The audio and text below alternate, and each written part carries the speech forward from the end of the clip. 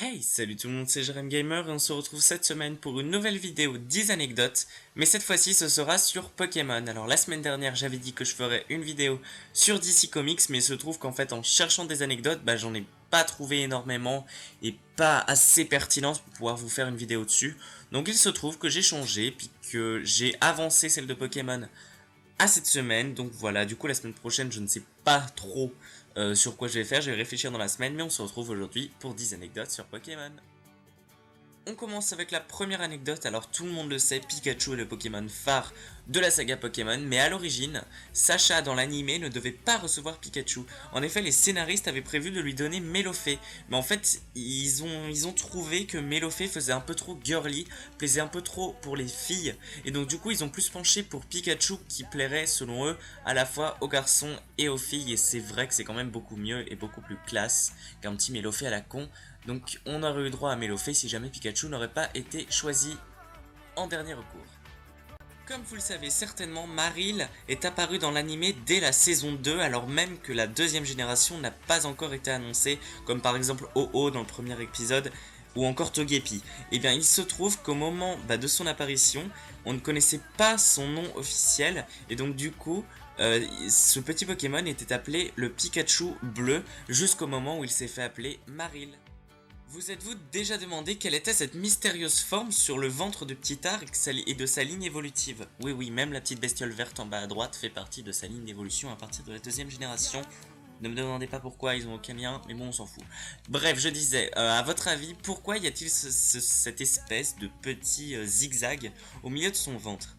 Eh bien, tout simplement parce que, comme vous le savez, par exemple, Ptittar est inspiré du tétard, et il se trouve que chez certaines espèces de têtards, il y a ce petit zigzag qui sont en fait les intestins du tétard, et au fur et à mesure, voilà, ils ont décidé de le représenter sur ses évolutions, et donc du coup c'est inspiré de ça. Beaucoup d'entre vous connaissent très certainement Registeel, le Pokémon légendaire acier de la troisième génération. Et bien il se trouve qu'en Allemagne, son sprite officiel a été censuré car il était représenté avec le bras gauche levé en hauteur, et ce geste faisait vraiment penser au salut nazi, et donc du coup ça appelait pas du tout à l'Allemagne. Et donc voilà, ainsi son sprite a été modifié et il a maintenant les deux bras baissés. Et ce nouveau sprite s'est propagé partout dans le monde, et c'est le sprite officiel maintenant de Registeel, car c'est vrai que ça peut vraiment porter à confusion. Comme vous le savez, les premières versions Pokémon à être sorties en Europe sont Pokémon version bleue et version rouge, mais au Japon il y a une version autre qui remplaçait la version bleue, qui s'appelait en fait Pokémon version verte. Et pour une raison mystère, ils ont appelé ça Pokémon version bleue en Europe. Je ne sais pas pourquoi, ne me demandez pas. Voilà. Mais il se trouve que du coup, ces trois jeux forment du coup un trio, et donc un trio de personnages. Alors tout le monde connaît Red, le fameux dresseur ultime. Ensuite, on connaît tous Blue, son rival, ou Régis dans l'animé si vous voulez.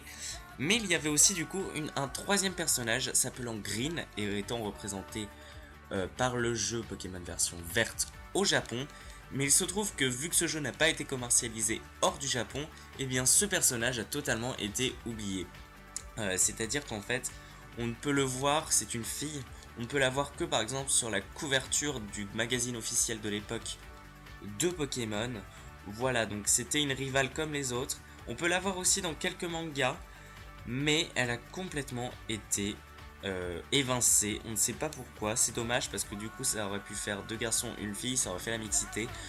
Mais ils ont préféré garder deux garçons. Voilà, hashtag sexiste. A l'origine, Pokémon ne s'appelait pas Pocket Monsters au Japon, mais s'appelait plutôt Capsule Monsters, mais le nom a été changé pour une question de beauté, si je peux dire. Voilà.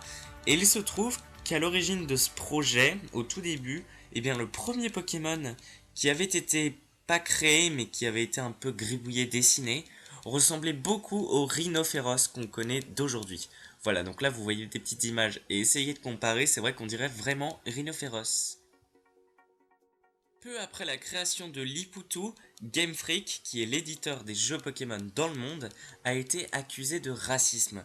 Pourquoi, vous allez me dire? Car maintenant, c'est juste une grosse dame blonde, un peu bizarre. Maintenant, parce qu'il se trouve qu'en fait, à l'origine et même dans les premières saisons du dessin animé, Liputu n'est pas de couleur violette, mais elle est de couleur noire. Et du coup, ça passait pour du racisme, car en fait, ça faisait un peu le stéréotype de la femme noire, notamment par la peau et par les lèvres. Et donc du coup, ça n'a pas vraiment plu, et Game Freak n'a pas eu d'autre choix de s'allier avec Nintendo pour changer la couleur du Pokémon. Voilà, donc tout ça c'était une question de racisme. Point. Pour cette 8ème anecdote, sachez que l'anime Pokémon est l'anime qui contient et qui comprend le plus d'épisodes dans l'histoire du monde. Ça veut dire qu'il y a plus de 900 épisodes actuellement, donc en gros 900 épisodes de 20 minutes, plus des sortes de mini-films, de courts-métrages, 19 films. Donc c'est vraiment une grosse franchise et surtout l'anime est vraiment très très imposant. Pour cette avant-dernière anecdote, et beaucoup d'entre vous doivent la connaître, eh bien Porygon a été le sujet de l'arrêt de Pokémon au Japon pendant 4 mois. Pourquoi? Car il se trouve que dans l'épisode 37 de la saison 1 au Japon, intitulé Dennou Senshi Porygon, eh bien il se trouve qu'à un moment de l'épisode, il y a Pikachu s'attaque à une sorte d'écran et de très nombreuses lumières l'une après l'autre et totalement différentes viennent s'ajouter les unes après les autres, et ça en une période très très rapide. Et donc du coup, cette petite action, hein, qui ne dure que quelques secondes, a provoqué des crises d'épilepsie sur plus de 700 enfants japonais, et du coup la série a été arrêtée pendant 4 mois sous enquête policière, judiciaire et tout ce que vous voulez. Et donc du coup cet épisode n'a jamais été diffusé ailleurs pour éviter les problèmes. Donc voilà, depuis Porygon et toute sa lignée évolutive ne sont plus apparus une fois dans la série Pokémon, plus une fois. Et enfin, dernière anecdote, vous le savez peut-être, mais Pikachu est le numéro 25 du Pokédex national, et Miaous, son ennemi, est le numéro 52 du Pokédex national. Alors pourquoi je vous parle de ça? Bien tout simplement parce qu'il y a un lien entre les deux. 52 c'est tout simplement le contraire de 25, et pourquoi? Et pourquoi c'est des pires ennemis et tout, même dans l'animé? Eh bien tout simplement parce que, comme vous le savez, Pikachu est inspiré d'une souris et Miaous est inspiré d'un chat. Et donc du coup, afin de marquer le contraste et la guerre que se mènent ces deux créatures dans la vie générale et même dans Pokémon, du coup on inverse leurs numéros et on les met toujours ensemble afin de marquer la différence entre les deux et la concurrence entre les deux Pokémon. Donc voilà, c'est tout pour cette vidéo, j'espère qu'elle t'a plu. Si jamais elle t'a plu, n'hésite pas à mettre un petit pouce en l'air, un commentaire et abonne-toi si tu ne l'as pas fait. On se retrouve la semaine prochaine pour de nouvelles 10 anecdotes. Pour l'instant, je sais pas trop sur quoi je vais vous les faire, mais vous en faites pas, vous aurez la surprise. Ok, voilà. Donc moi je vous dis à très bientôt pour de nouvelles vidéos. Salut tout le monde!